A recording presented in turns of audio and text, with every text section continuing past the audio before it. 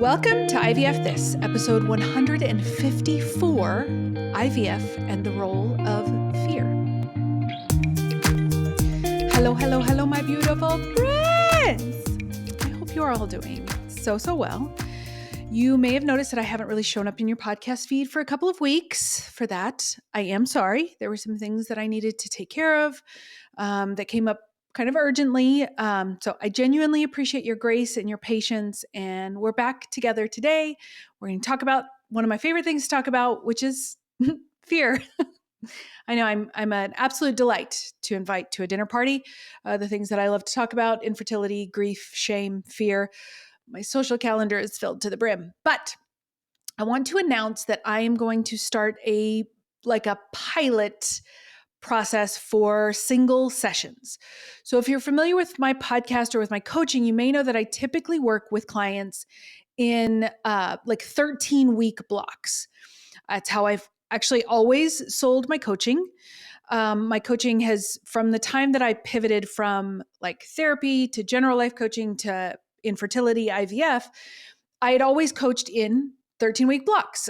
It kind of just evolved that way. I had originally started with coaching 6 months, and that felt a little bit too long. And so 13 weeks always felt like the sweet spot.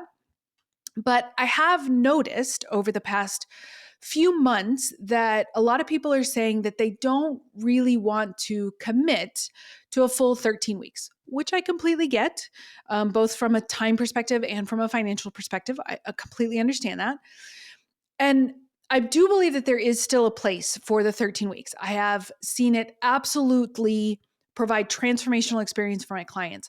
I love the 13-week sessions because I get to know you a lot better, and that actually helps me in kind of seeing more context and being able to kind of create more understanding for yourself as well as me as your coach. So there's absolutely a place for the full 13 weeks, and that's not going away anytime soon. However, there are individuals who maybe that's not really an option for them, or maybe they feel like they have a lot of support systems outside of that, and they just want that one session to kind of either figure out what their goals are, help them with something that is really IVF or infertility specific, something like that. So I'm piloting the program of offering single sessions. I'm going to check it out for about 6 weeks, see what the interest is, see what the response is. But for the next 6 weeks, you'll actually be able to get a single session with me for $175 US, which is less than what my hourly rate is if you were to purchase the 13-week. Just to give you an idea, if this works, if it doesn't, if you do a single session and you actually do want to invest in the 13-week, you'll get that portion taken off of the 13-week price, which is, I think it's a great program. I think it's a great idea. I think it's going to add a lot of service to our community, the IVF and infertility community. So I'm really excited. So you can schedule your sessions either through my website, which is www.ivfthiscoaching.com, or you can go to my social media bios, and there's a link in my bio. So my social media presence is clearly IVF This Coaching. So it's either on Instagram or Facebook. So I hope to see you there. I think it's really going to be beneficial for everybody. I also want to share something that happened not too long ago. It was probably one of the best compliments I've ever received as a person or a professional. So I was working with this client who I had previously worked with in one of my group coaching cohorts. We were wrapping up a one-on-one session, and she said, "I just have to tell you that when we first started working together, I had a little judgment about you," which is totally fair. No hate to this person at all. It's totally fair to have judgment about anyone. We had moved some meetings around, and I felt like I really needed to be, this is still my client talking, that I really needed to be with women who elevated me. As we continued to work together, I found your realness, your messiness, quite comforting, actually. So thank you for not putting on airs and being real and genuine and messy, all of the things that we all are, but I think we try to hide, and you don't, and you embrace it. So thank you. I am not a big crier, and I certainly try and keep it together with my clients. But when I tell you that every single feeling that I have ever had in my entire life was absolutely touched in that moment. Because full disclosure, your coach is human, and I am the messiest of messy chaos goblins that self-medicates on caffeine, even while on ADHD meds. I have semi-ish controlled asthma that seems to knock me down at the most inopportune times. I have and still do sometimes suffer from imposter syndrome. I do. I fully own and admit that. I look at my business, my personality, my podcast, my messaging. I look at all of it and I compare it with other coaches within our community, coaches that I know that are outside of our community, but that I have worked with or I'm familiar with, friendly with. And I compare myself. I compare myself to, what their social media following or their client engagement, their end of year financials. Because in coaching, sometimes with certain coaching groups, you will disclose your end of year financials. And so I put myself up against that a lot. I tell myself, I need to do it this way. I need to do it that way. All the group programs that I've run have been very iterative. I change things up. Sometimes I do have to cancel or move around things if I were to get sick or have an asthma exacerbation. So to hear her say that on a day where I was actually recently recovering from another asthma exacerbation, was, I think, probably one of the most divine intervention moments that I have ever experienced. To hear her say thank you for the things that I sometimes don't think are good about me or about my profession or how I show up in the world as IVF This with Emily Ginn. Like, when I show up as your coach, I am your unwavering, non-judgmental support. That is absolutely resolute. And I'm a really messy human sometimes. And so, but just like I heard, those things that you judge yourself for, the things that you shame yourself for, because I have done that before. I have shamed myself for sometimes not being as consistent as I want to be, or not being as whatever, right? Whatever the thing that I'm telling myself. To hear that the things that I judge and shame myself for are actually things that this person found comforting and wonderful and in some ways inspiring, that was everything that my soul needed in that moment. So I want to offer that to you as well, because I am sure that there are things that you shame yourself for. I'm sure there are things that you judge yourself for. I'm sure that there are things that you compare yourself to other people or professions or whatever it may be. But that thing that you're shaming yourself for, quite literally, could be something that someone else or the world needs, that they need to see. Not necessarily that they need it from you, right? I've dedicated my life to service. That doesn't mean everybody else has, but just seeing those things and being seen could be of great comfort to someone else. And so, I get this question a lot, like, I want to do better. I want to do better too. Can we all do better? Absolutely. But don't pursue better while you're also degrading the things that make you beautiful and authentic and fun and comforting and lovely and all of the dynamic, amazing things that you are, right? This is your reminder for that. Because I got the beautiful reminder recently and I'm so incredibly grateful. So I wanted to offer that to you guys as well. Oh gosh, we're like almost 10 minutes in and we're just now getting to fear. Okay, here we go. I can do this. I wanted to talk about fear. And it's actually going to be this episode. I talk about, right, the reason for fear, like what the role of fear is in our lives, not just IVF and infertility. And then next week, I'm going to talk about the fear of hope. So you get a 2-for-1 special on fear for the next couple of episodes. But I wanted to talk about fear because I think fear is one of the most prevailing emotions that we experience during infertility and IVF. Sometimes it's decorated in other words and phrases that we use, but when you boil it down, fear is one of the most common emotions that we experience as humans. So rightfully so, it would be one of the most common emotions that we experience during infertility and IVF. So I'm going to talk about what fear is. I'm going to differentiate it between anxiety, because I think that confuses some people, and then how we can kind of take the wheel back when fear gets in the car with us, right? When it tries to drive. And because the end goal is we want to understand what our brain and our body is doing so that we don't have to feel like we are at the mercy of our emotions.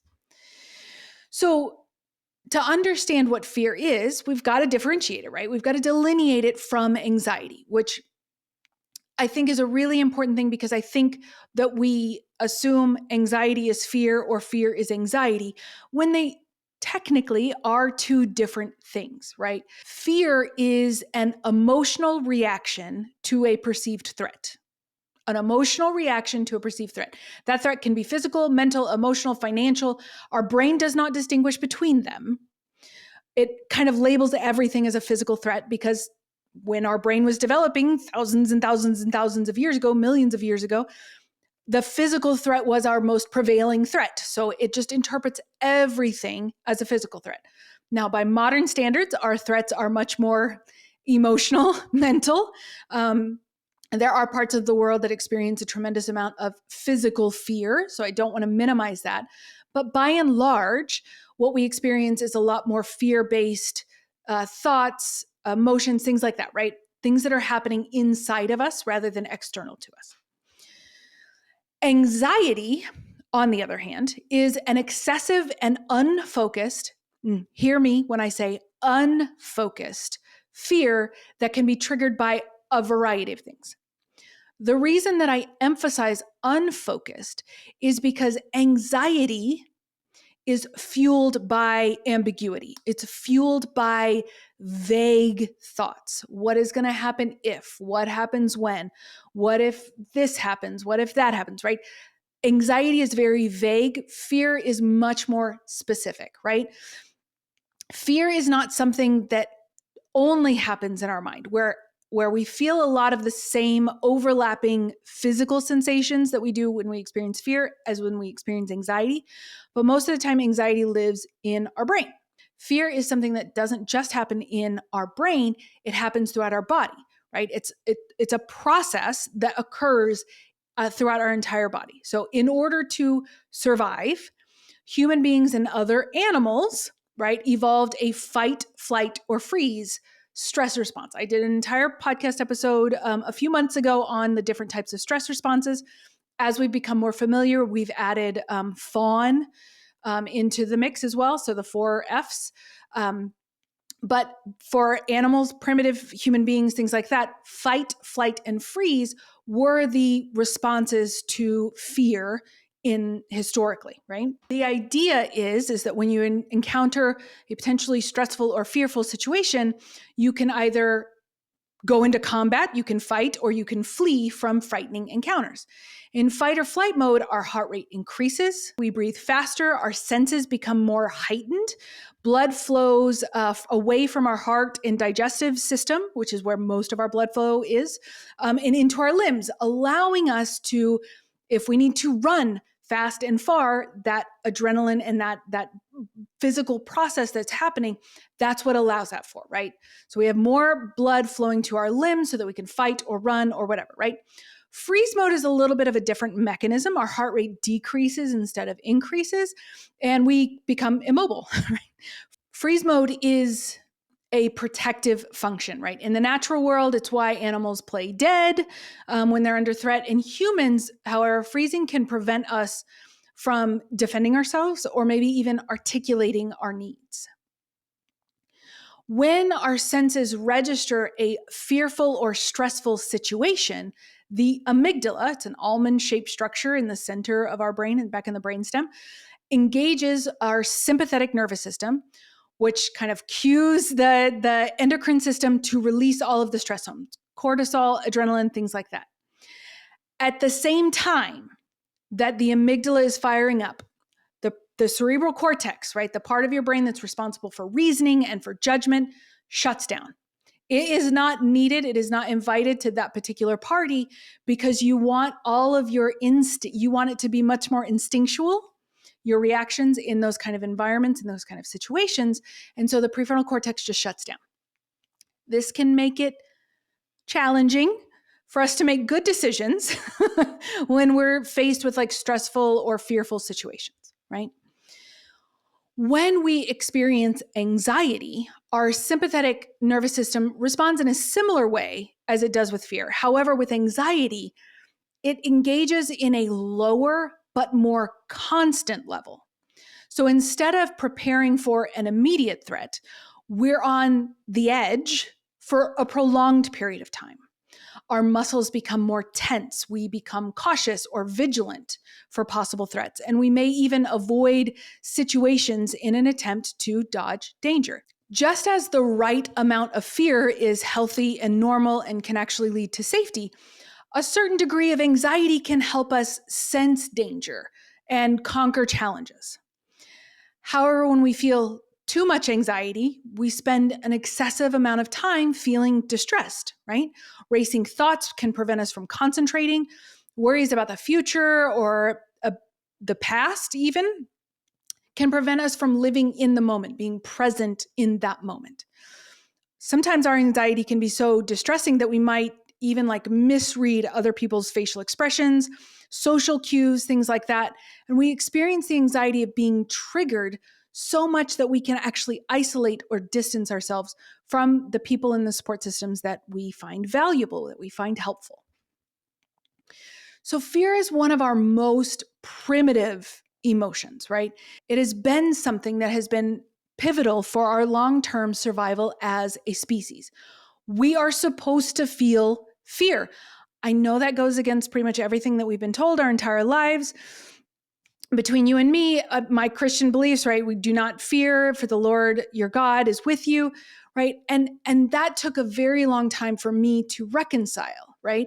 I understood that fear was a normal emotion, but I heard all of this socialization and conditioning and things like that were kind of opposite of that.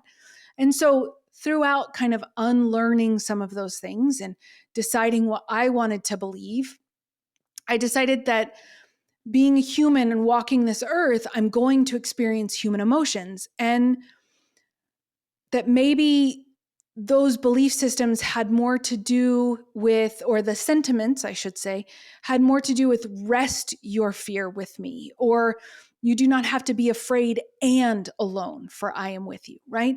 So that's a very personal anecdote, but it goes to the point that fear is normal. Fear is normal. When we get into this cycle of experiencing an emotion and then we judge that emotion, that is typically where our trouble starts. And that's when it gets really painful and we get even more entrenched in that emotional state. And it's much harder for us to break through. I do want to pause for a quick second because I want to talk about paralyzing fear. And some of us might refer to this as spiraling. I want you to understand the mechanism for why you do spiral and for how to snap out of it, right? Because spiraling is one of the most common things I hear, right? So this can, the couple of things I'm going to tell you at the end of this particular section, they can actually help even if you're on the verge of a panic attack. So in those moments where it feels like one thought after another, you're just cascading and you start to spiral, what is happening in your brain is that the part of your brain, a minute ago, the amygdala, which is very deep in the brainstem, one of the oldest parts of your brain, you can call it the lizard brain if that's a phrase that's familiar to you. This is where emotional regulation lives. So this part of your brain that's responsible for emotions and decision makings, when you're in a situation where you're kind of paralyzed into that panic, whether it's because of what you're thinking, maybe you're catastrophizing, spinning, whatever you want to call it. Maybe there is a physical threat that is happening around you. These are moments of heightened fear. Your amygdala kind of works as a positive feedback loop to more fear. Okay, so cortisol and other stress hormones are released. They go back to the amygdala and they intensify that feeling. So the more intense the fear, the more likely the hippocampus, which is another part of your lizard brain, and the other parts of your brain they're not able to intervene to readjust the response.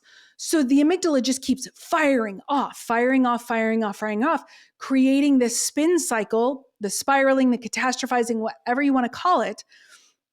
But unless you have some way of breaking that cycle, you are likely to stay locked in until you either throw yourself into a full-blown panic attack or you exhaust yourself to the point where you honestly just have to shut down. So scientists found, and I'm including this because I thought this was really interesting, but scientists found that when they tested animals with this type of response, which we can also call freeze, because paralyzing and freeze, that's the same function, a loud noise would generally kind of kick them out of that fear and the panic loop. Any sudden jolting change that can help you snap out of that loop. Extreme temperatures, like applying an ice pack to your chest or holding some ice cubes or something like that. Loud noises, door slamming, car backfiring, turning on music and the volume up full blast.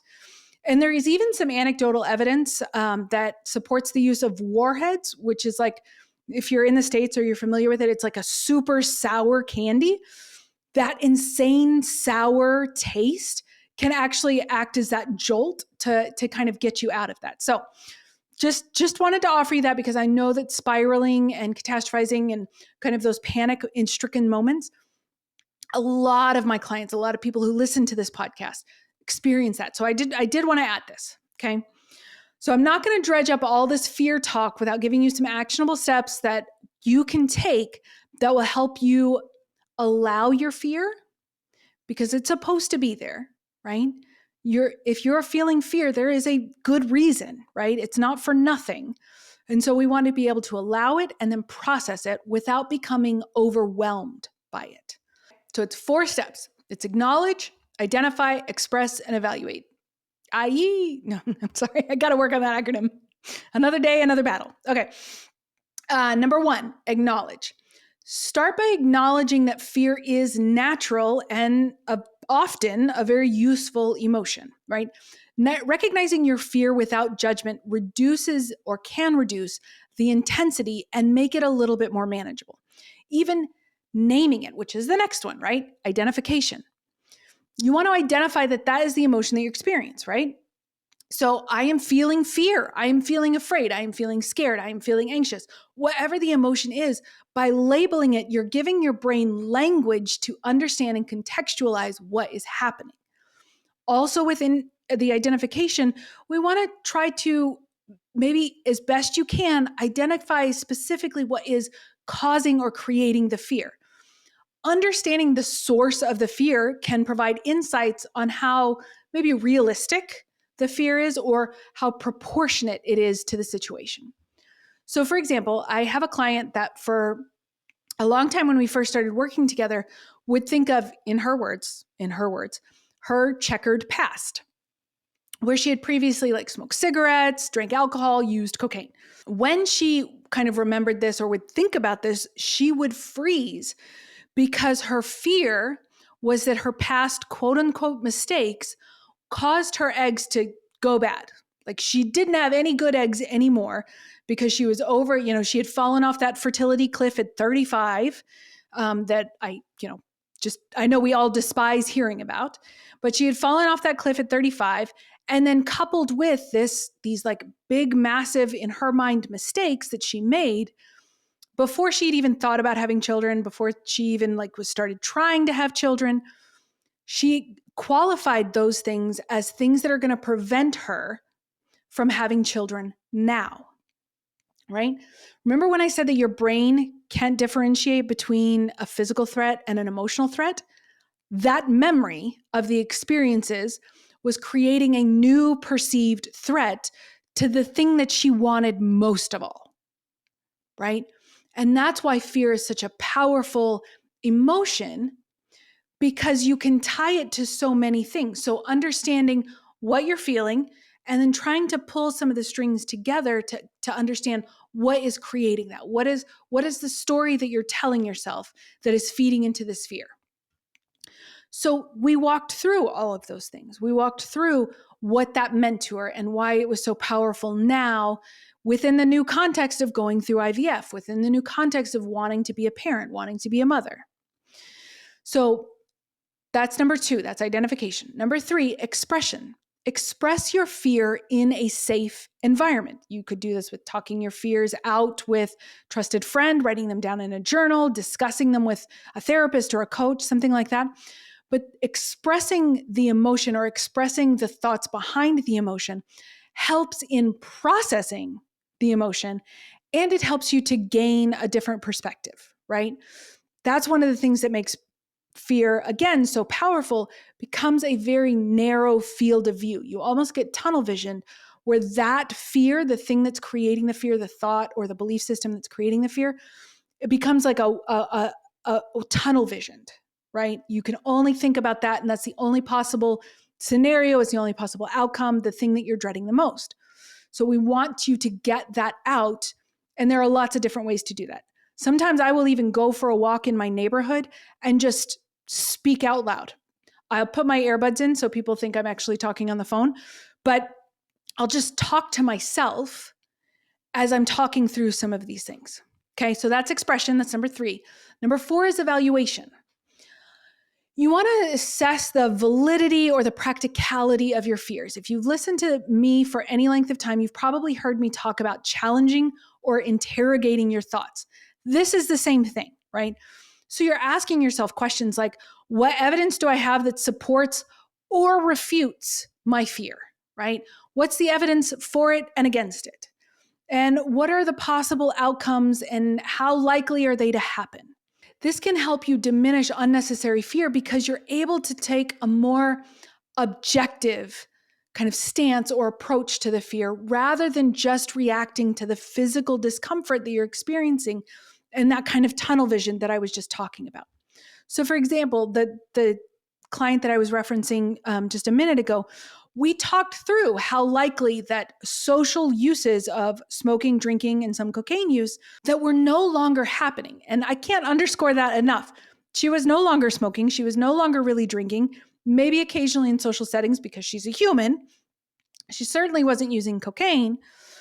But how likely was that remote usage in her past likely to affect her ability to get a successful embryo, to have it implant, and to carry a baby to term? Really just questioning how realistic is it that it would be a largely determinant factor in her overall success of IVF. When we were able to break it down that way, and we even started looking at some peer-reviewed journals and some research and stuff that I was able to pull for her, we were able to take a lot of the power that belief system, that thought that created all of that fear, we were able to take that power back and give it back to her. It didn't mean that the thought just went away or the memory never came back, because it did, and it probably still does, and it probably will in the future, right? But because we had done that logic testing, because we had interrogated that thought or challenged that thought, because we had gone through those steps, she was able to address it when it came into her mind and then move on a little bit faster. Sometimes she would even get to the point where she could kind of remind herself when the thought came, oh yeah, like I know why I think this. I know why I believe this. It doesn't make it true. Now, it doesn't work like that every time. That's not the goal. Some days that thought, or others like it, right? Whichever one you're kind of dealing with or your particular variety or flavor, it might have a tighter grip on you some days than others, or some moments than others. We walk through this world every single day with varying levels of energy, influence, patience, tolerance. So not every time are you going to be able to be like, oh yes, I know why I think that, and it doesn't make it true. But it's always an option. That is always available to you. You're not going to do it wrong if sometimes you indulge in the fear and then it takes you a little while to get out of it, or sometimes you're able to do that. There's no moral equivalency. There's not a good or bad of those. Some days you're going to be able to do more of that than others. Okay. And that's what I want to close with. So many of us believe that if fear exists, it must be coming from some like universal well of truth. No, the definition that I gave you of fear was a perceived threat. Perception. Sometimes it's not going to be an obvious clear physical threat. Very often, again, in the modern world, it is a perceived threat. It is not some universal truth that because you did this and now you're here, that's what that's going to mean. It's not, okay? There's not necessarily some inner great knowing or some universal knowing that is trying to tell you something.